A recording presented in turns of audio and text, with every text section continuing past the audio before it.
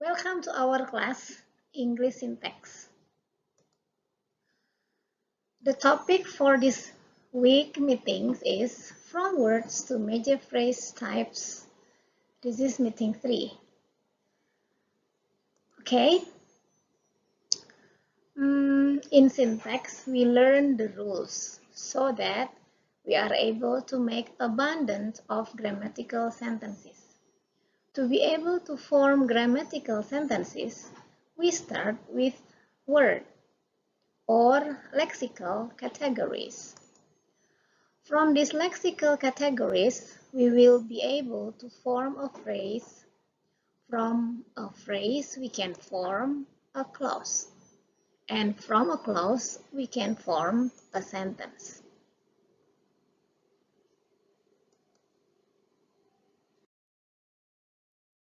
Okay, the learning objective is students are able to determine lexical category or class word.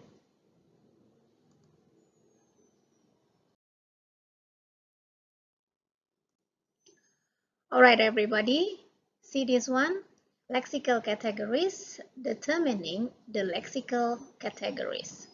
So, words, to categorize the words, we can classify it into 3 types. The first one is from the meaning, the second one is from morphological form, and the last one from syntactic function. We will discuss this in detail.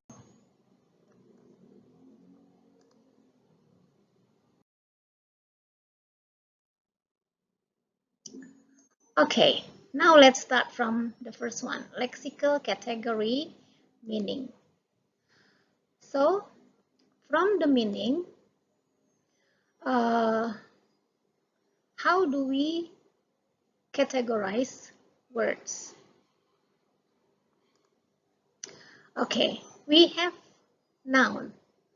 What is noun?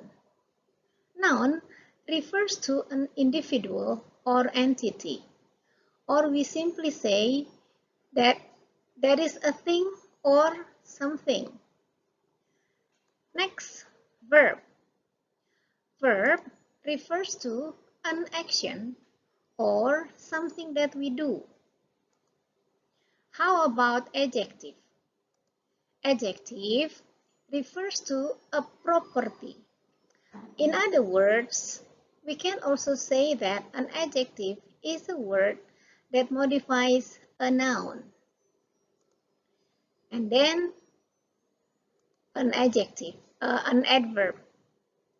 What is an adverb?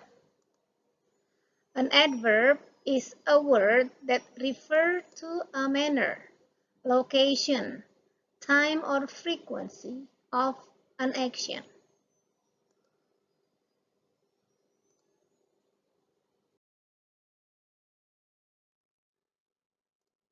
The next one, for the second, we classify words from morphological form. It means from morphological form, what can be added to the word. So we can indicate that the word is noun, verb, adjective, or adverb. Okay, now let's see number 1. Number 1, a word can be categorized as noun if we can add plural s or es to the word. The second one, you can also call a word is a noun if you can add possessive apostrophe s. For example, the word trains is added morpheme plural s to the word train. So train becomes trains, actor becomes actors, room becomes rooms. So they are all noun. And how about the verb? A word can be categorized as verb if we can add suffix ed as the past tense or past participle.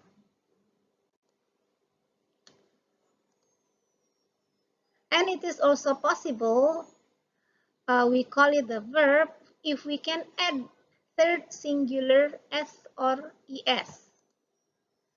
Let's see the example.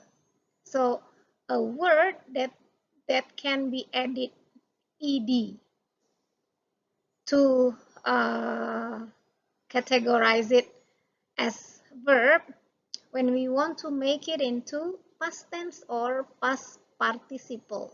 Like play becomes played, want becomes wanted.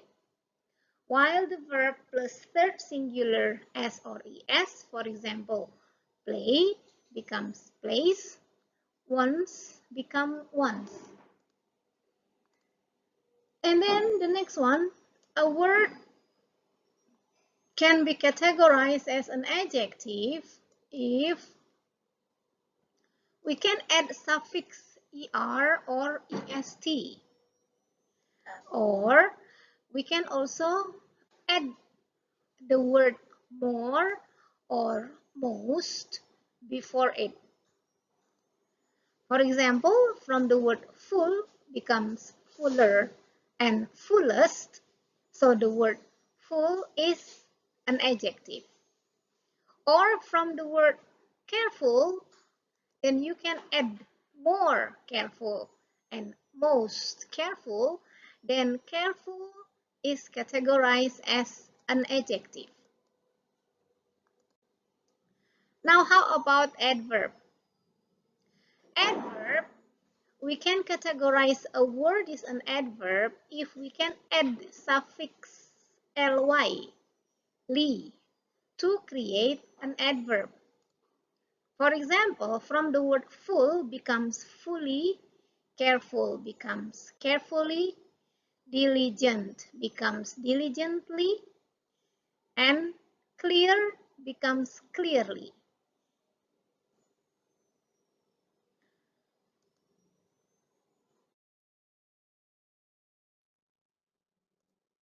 Okay, now let's move to the third category.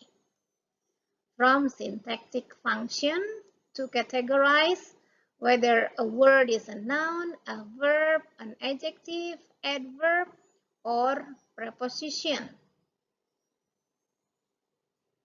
Some experts say that the most reliable criterion in judging the lexical category of a word is based on syntactic function or distributional possibilities. This is the one that we discuss now. What does it mean? Let's see, everybody. See, number one, they have no blank. For this blank, only one lexical category can appear in the position, that is, noun. So you say, they have no TV, or they have no information. TV, car, information, they are noun. You cannot put other category like verb. For example, they have no study. You cannot say like that. Okay, the next one, number two, they can blank. For this one also, only verb that can fit in the blank. For example, they can sing, they can smile, they can stay, or they can cry. So you cannot say they can information. No, because the word can should be followed by the verb. Okay, now let's move to number three. They read blank book. We can fill in the blank with an adjective.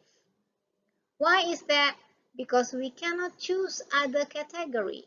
So it's only one category that fill in the blank. So for example, we can say they read new book. They read interesting book, and so on. Okay, number 4. He treats John very blank. What is the appropriate one? Yeah, it's only one lexical category, that is adverb. So we can say he treats John very nicely, very badly. Number 5, we walk right blank the wall. How about this? The lexical category that can fulfill the blank only preposition. So we say we walk right into the wall or we walk right on the wall. No other possibilities.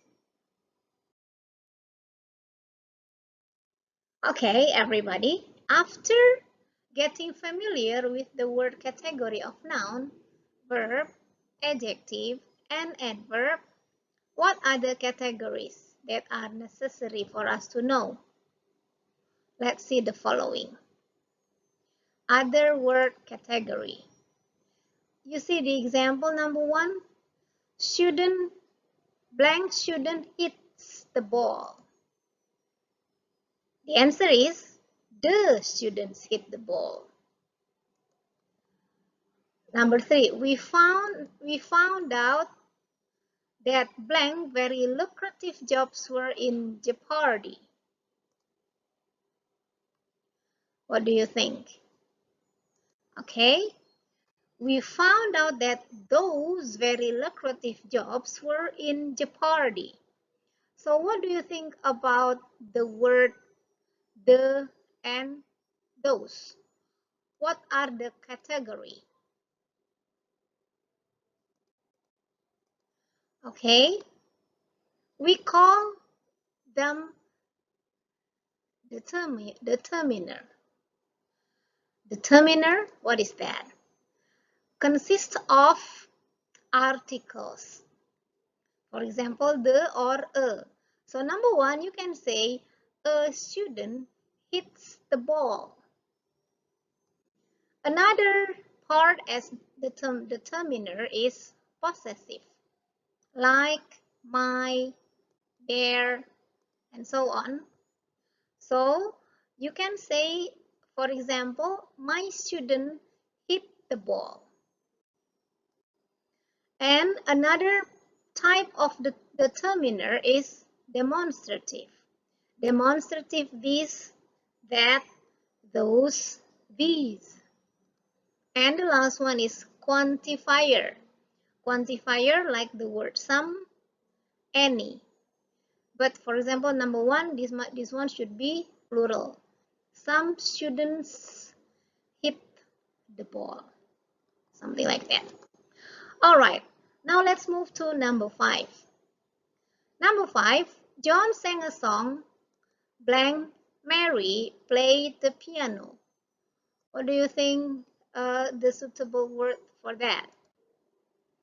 Yeah, John sang a song and Mary played the piano. So what do you call the word and? What does it categorize?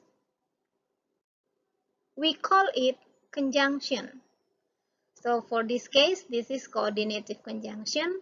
Other examples, some examples here, and, but, so, for, or, yet. Now let's move to the next one. Number 7.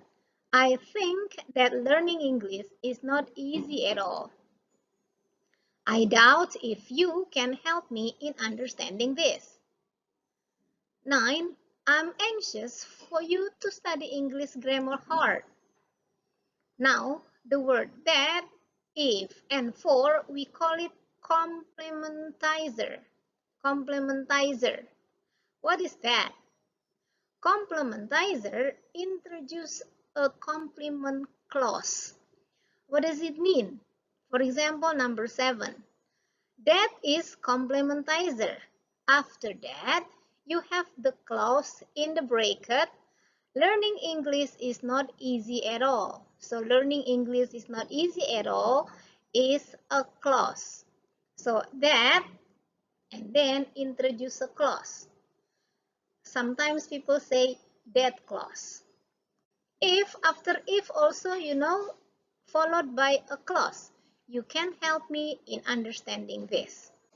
And after the word for, you to study English grammar hard, this is also a clause. But the structure is different, for and if.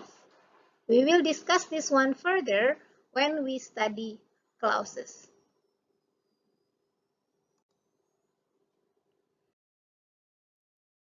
Okay, here are some exercises for you to do. Determine the lexical category of the italicized words in the following. In doing so, use the three criteria: morphological, semantic, and syntactic, the one that we have already discussed, to provide the evidence for your answer and state which one is the most reliable one. For example, number 1, check the italic word book. What category is it? Is it a noun? Is it a verb? Is it an adjective? And how do you know that? What is the evidence? Okay, so you find out and discuss in your group. There are 12 questions.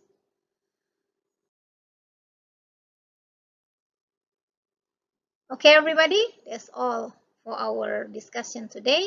Thank you for watching, and I will see you again next time. Bye.